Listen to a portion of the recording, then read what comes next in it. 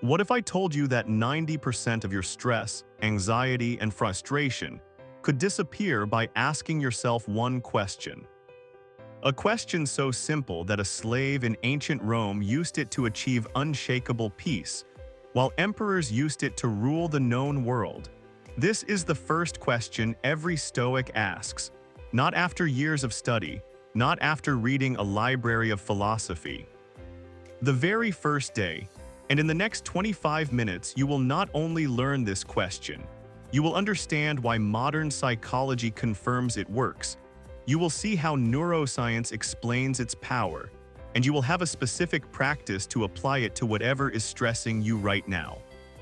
The year is approximately 100 AD. The place is Nicopolis, Greece. Epictetus, born a slave, now runs the most respected philosophy school in the Roman world. His student Aurelius is taking notes. These notes will become the Enchiridion. The manual, a handbook for living, chapter 1, sentence 1. Some things are within our power while others are not. That is it. That is the entire foundation before gratitude journals, before morning meditations, before any Stoic practice. This distinction, this question, what is in my power and what is not? Epictetus divides all of existence into two categories. Within our power, our judgments, our impulses, our desires, our aversions. In short, all that is our own doing, not within our power, our body, our property, our reputation, our offices. In short, all that is not our own doing. Notice what is not on the first list: outcomes, results, other people's opinions, the weather, the economy, whether your project succeeds or fails, whether someone loves you back, whether you get the promotion, whether the flight is on time, whether your post goes viral. All of these belong to the second category. All of these are not yours to control. Here is why this is hard. Our brains evolved for survival, not serenity. The amygdala, our threat detection system, treats uncertainty as danger. A rude email feels like a predator in the bushes. A stock market drop feels like impending famine. Your brain does not distinguish between a tiger and a tweet. It responds to both with the same cascade of cortisol and adrenaline, fight or flight, except there is nothing to fight, nowhere to flee, so you ruminate, you scroll, you snack, you pace. You do anything to escape the discomfort of perceived threat. This is why the Stoic question is so powerful. It interrupts this biological programming with rational clarity. When we treat externals as within our power, we become anxious, frustrated, angry, despairing. Epictetus is direct. He who wants his heart to be free from sorrow must not seek what is not his. He will always be miserable who does not consistently wish for what is within his power, but tries to wish for something that depends on another. Let me give you examples from your actual life. You prepare perfectly for a presentation. You research, you rehearse, you show up early. The client rejects it. If you believe the client's decision was yours, you suffer, you take it personally. You question your worth, you spiral into self-doubt, you lie awake replaying every word. If you recognize that their decision belongs to them, but your preparation, your clarity, your calm delivery, your willingness to show up fully, those were yours, you learn without self-destruction. You improve without self-attack. You separate the work from the outcome. You sleep peacefully either way. You write a message to someone you care about. You are vulnerable. You express what you feel. They do not respond as you hoped. Maybe they do not respond at all. Their response, not yours, your courage to reach out, yours, your kindness in the message, yours, your peace with whatever comes, yours. The pain comes from demanding they respond a certain way. The freedom comes from releasing that demand while still hopping. You can want connection without requiring it.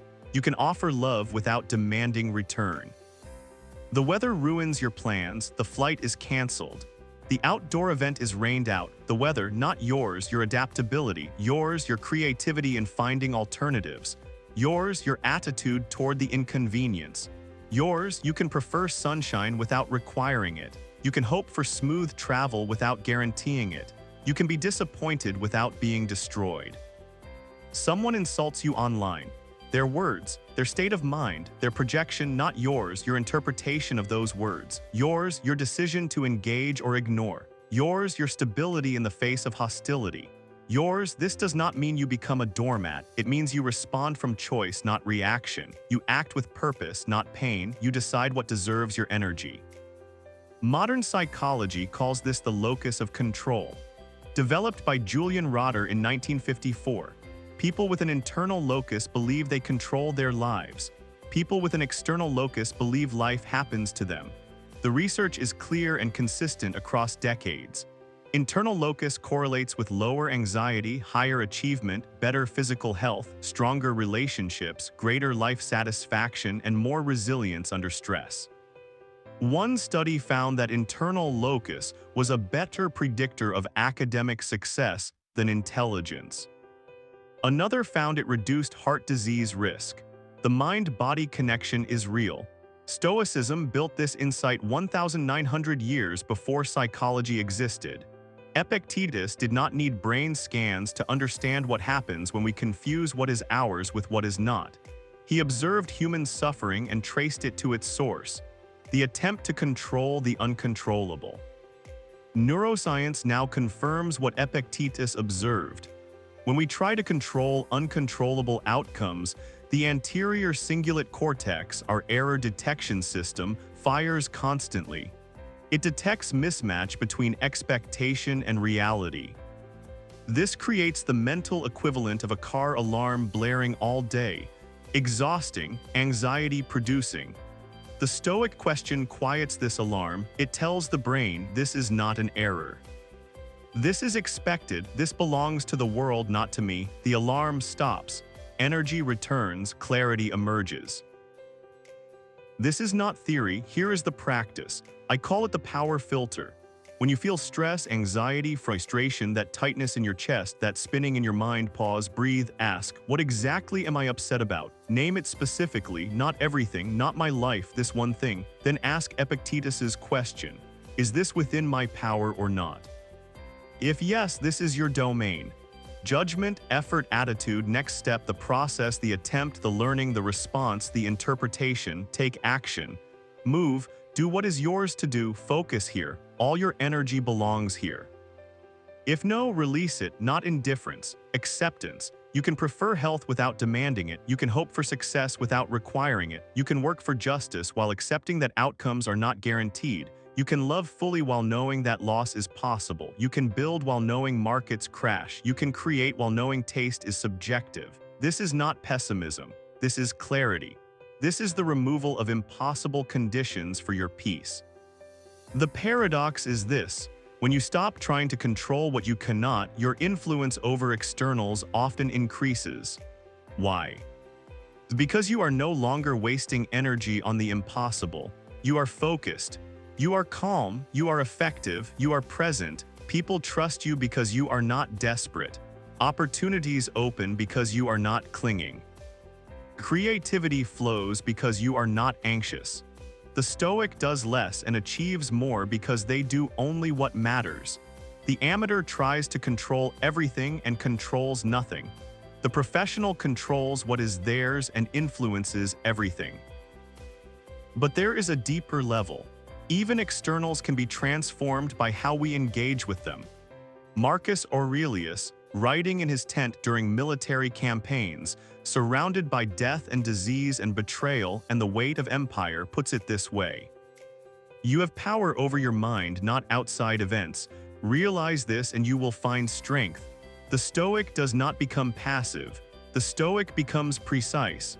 You act with full commitment to your role while releasing attachment to outcomes.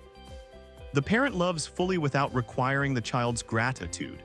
The child is free to be grateful or not. The parent is free to love regardless.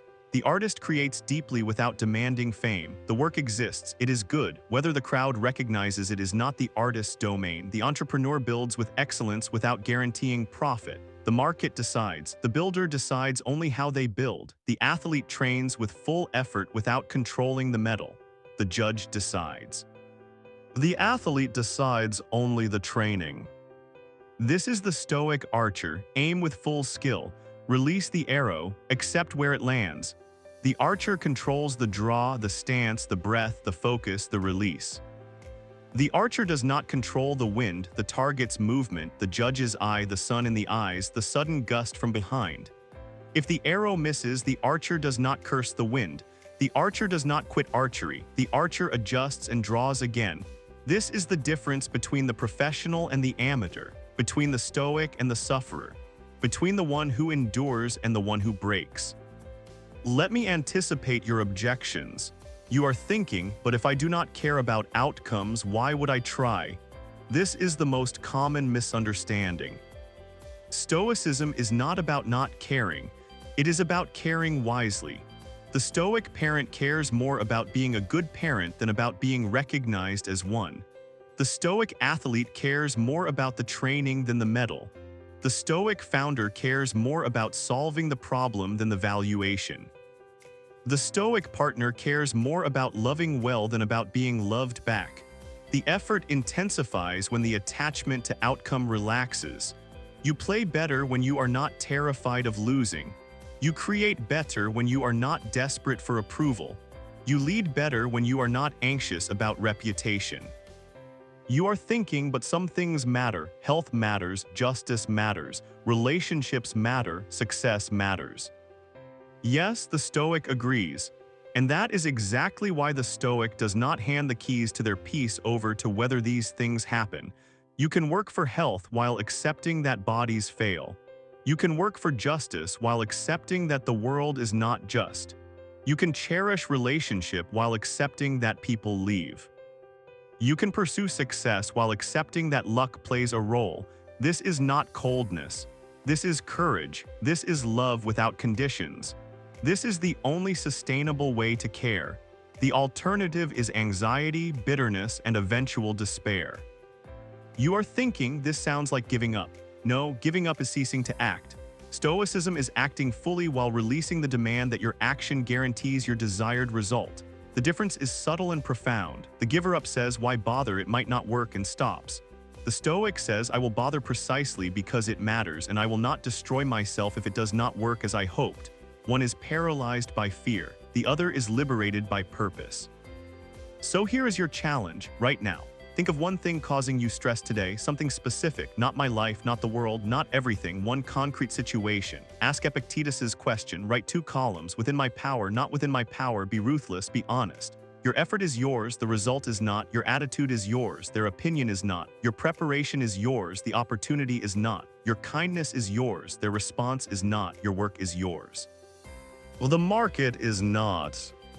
Then commit. For the next 24 hours, when you catch yourself stressing about the second column, you will say out loud or internally, this belongs to the world, not to me.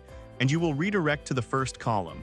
What is mine to do? What is mine to think? What is mine to try? What is mine to learn? This is not resignation. This is strategic clarity. This is the first step to rising as a Stoic. The happiness of your life depends upon the quality of your thoughts. Marcus Aurelius.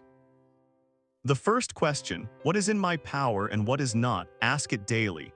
Ask it hourly. When you wake, when you work, when you worry, when you wait, when you win, when you lose, watch your stress transform into clarity, your frustration into action, your anxiety into presence, your desperation into determination, your scattered energy into focused power.